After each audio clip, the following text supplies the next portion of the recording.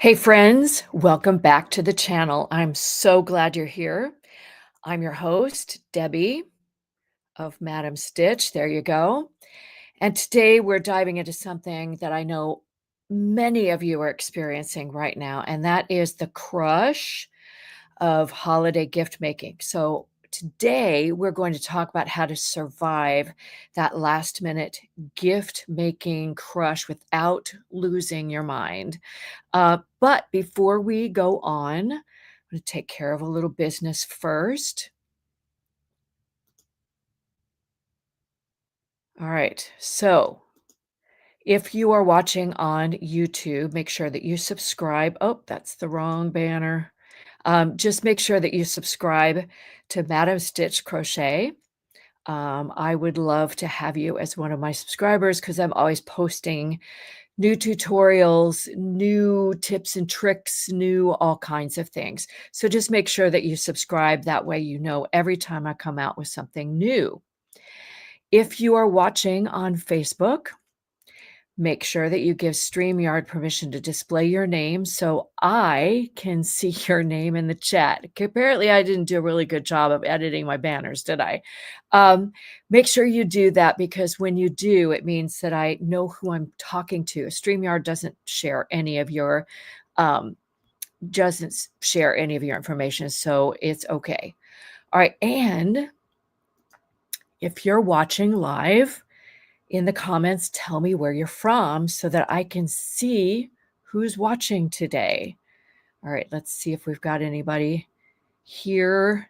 We do. All right. So I'm not going to spend a lot of time on that right now. But what I'd like to do is get on to our topic. All right. So you're here today to hear my top 5 tips about how to survive the holiday gift-making season with joy and relaxation. All right? Are you ready? All right, let's get started. So I'm going to start off with a little story, and this is how it goes. So for anyone who knows me, I'm super organized as far as my business life is concerned, and I'm always making a spreadsheet for something so I can keep track of things, right? So every July, I get out my handy gift list spreadsheet and I start working on the current year's gift list. Why do I do that? Well, I want to make sure that I have plenty of time to make all of the gifts that I have planned. And if I do it in July, I can order my yarn. I can plan out the big projects and make sure I get them done. You know the drill, right?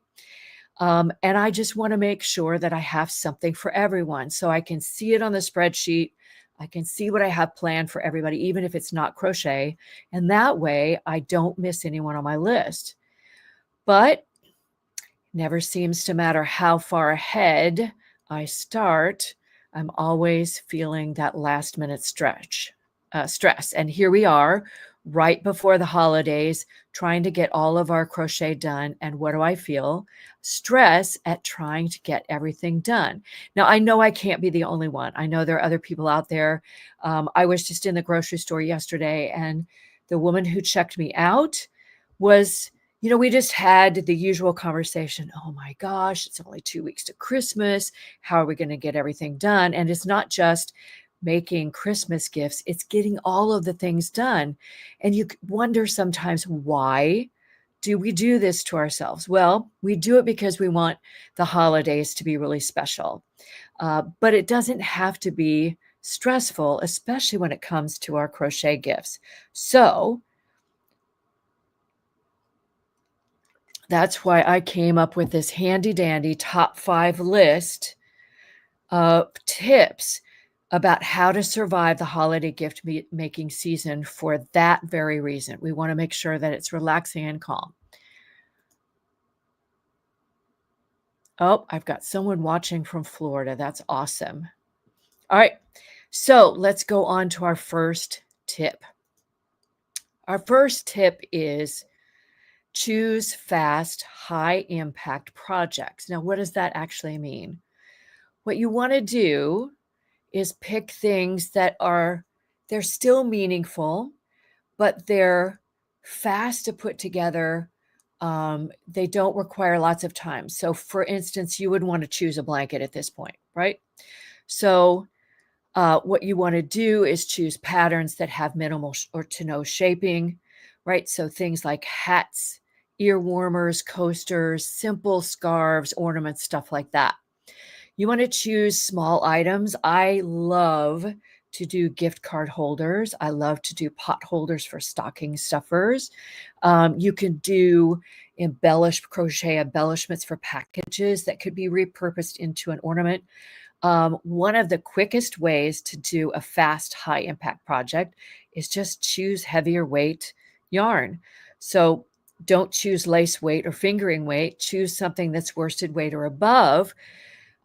I'm not much of a bulky user, so I choose everything in worsted, but there are still small projects that I can do in worsted weight that make great last minute gifts, and I'm not stressing myself getting them done. Right. So you don't need a big crochet gift to show how much you care. Think small, think personalized, that sort of thing.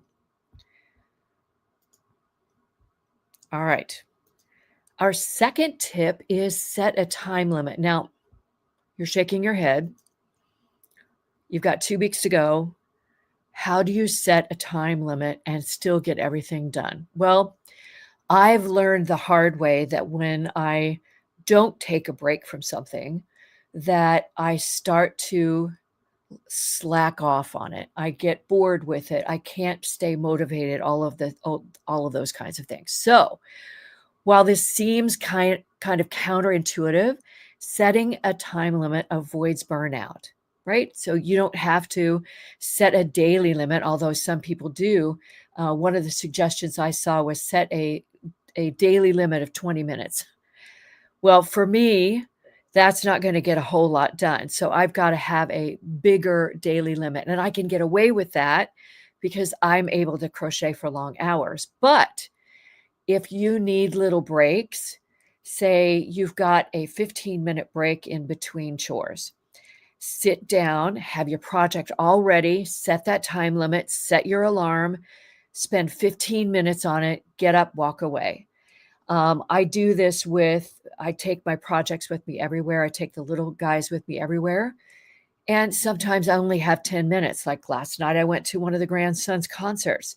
I only had 10 minutes before the concert started, but I got some stitches done. So setting a time limit, taking it with you wherever you go, helps you avoid burnout. And you'd be surprised how fast you get things done when you do that. All right, my third tip, use your stash creatively. Okay, so I just in my email this morning, I just talked about playing yarn chicken with the postal services. Now is not the time to be ordering yarn. If you only have, even if you have a few weeks left, the yarn companies are swamped. They're woefully understaffed sometimes, and they just don't get your package out very quickly. Plus, everybody on the planet is mailing something to someone across the US or somewhere other places in the world, trying to get those Christmas and holiday gifts on time, right? So you need to use your stash creatively. And you can see my stash behind me. I have a lot of DK weight, a lot of worsted weight. I did that with a few of my holiday gifts this year. Is I just went into my stash. I knew what I wanted to make, and I chose some really colorful, personalized items for the people on my list. So if you are currently playing yarn chicken with the Postal Service, raise your hand. Today, I am waiting for a shipment that's supposed to be here today. We'll see whether it gets here or not. And if it doesn't, then there may be some adjusting on my list. All right. So I'm making a mosaic overlay pillow for one of the people on my gift list. Now, I did have to buy one of the yarns because I didn't have it in my stash, but I have a whole lot of black DK weight in my stash. So I saved money and time by grabbing that from my stash. But here are a couple of things that you can do with your stash to be more creative with it. You can pair colors you already have. So be creative with the colors that you've got. Maybe you think something doesn't match, but think about what your recipient likes. Maybe they like those colors and you can add those colors to the project that you're making.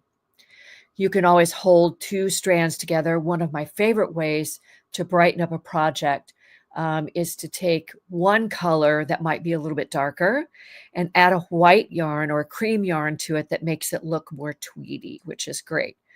Or you can substitute fibers to save time. So I love to do granny squares. One of the ways that you can spruce up those granny squares when you're making something small is to add a metallic fiber just for that pop of sparkle. You can add a different color. You can make it in multiple colors. Substitute fibers and colors for the parts of your pattern. So use that stash, just walk up to it, look at it, think about what you want to make, and try to choose some things creatively from that yarn collection that you already own. All right. Tip number 4 is batch your work. Now, what does that actually mean? That means choose a pattern or a design that works for multiple people on your list. So I do this all the time, particularly with stocking stuffers. One of the things that I've done in the past is I have a favorite pot holder pattern. Everybody on my list cooks at some point or another. So I love making pot holders to stick in those stockings or to give as a nice little reminder, maybe with kitchen utensils or something like that. And I'll make multiples of them. This year, I chose an ornament pattern that's a gingerbread house, and I'm going to be making multiples of those for the people on my list because it's just a nice, quick way to show someone that I care without spending a lot of time and a lot of money. The fact that it's handmade shows that I care about the person that I'm giving it to. When you do that, when you make multiples of something, you can do a step across all items at a time. For instance, do the foundation chain for all of them. Do the first few rows of a stitch pattern on all of them. How does that save you time? Well, once you get through the first iteration of that stitch pattern or that step in the design, you know it pretty well and you get faster as you practice. So if you're making multiples of a certain design, you can simply do the same step across the designs, across the multiples, then go back and do the next step across all of those multiples. And it actually saves you time because you get into this rhythm. Now, it does mean that if you do that and you're not changing colors, that you're going to have to wind into bobbins or balls or have multiple skeins. But if you plan ahead, you can actually save yourself a lot of time by doing that. All right. So the last tip I have for you, you're going to love this one. Give in progress gifts. All right. I'm sorry, but we've all done this. We've all run out of time. Now, this year, I think I'm good. But there have been times in the past, here's my favorite story. I have 2 adult sons, and I wanted to make them both a blanket, the same design, but in different yarns. So I got to work on the first one. It happened to be for my older son. I don't have favorites. Nobody accused me of that. But it got to be just before Christmas, and I realized I wasn't even going to get started on the second one. So I gifted a picture of the blanket to my middle son, and I gifted the yarn and all of that stuff and said, look at your brother's blanket. You're getting that in January. Now, I don't know whether he appreciated that or not, but most people will appreciate getting some sort of picture. You can do a beautiful flat lay with your work in progress. You can show what you're doing. You can, I've been known to include a picture of the project, wrap it up in a beautiful package, bow, embellishment, all of that kind of stuff, and make it really special, because then the recipient has something to look forward to later. Now, key here is do not apologize for not getting it done.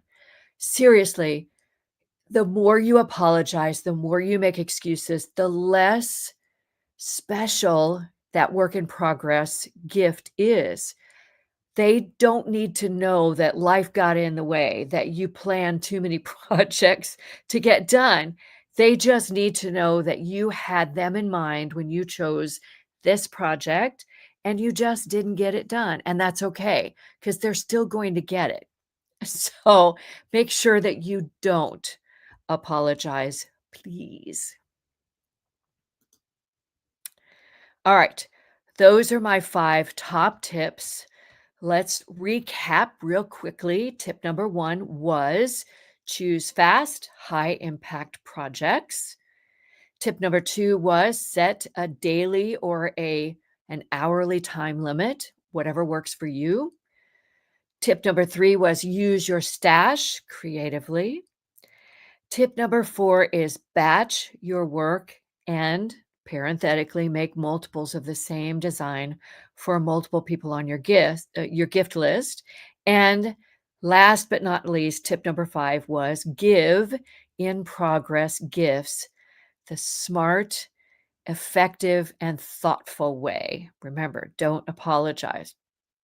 All right, friends, that's our little survival session for last minute holiday gift making. Remember, prioritize what really matters. Choose projects that work with your time instead of against it, right? And give yourself permission to keep things simple. Please keep things simple. Handmade is special no matter how complicated it is. Your handmade gifts carry love no matter how quickly they're stitched. Thank you so much for hanging out with me today. If this helped just a little bit in your quest to master your holiday stress, give the video a like and a share, and make sure that other crochets hear the message and see the video, because they might need this message too. And until next time, happy hooking and happy holidays.